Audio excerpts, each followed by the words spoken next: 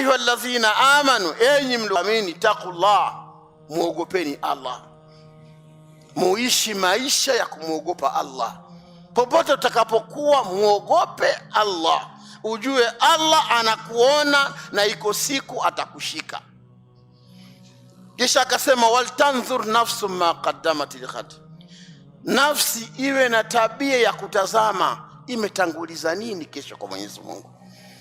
Waltanzur nafsi ikae itazama. Huko kutazama sio kwa macho, ni kutazama kwa kutumia akili.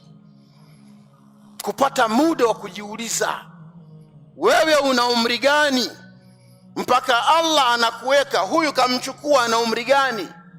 Kwa nini kamchukua huyu bado anakuacha wewe? Waltanzur nafsu ma qaddamat lighad. Nafsi itazame kesho imetanguliza nini. Upate muda wa kujiuliza, hapa ninapoishi nikifa leo hii nitakwenda kupata nini kwa Mungu?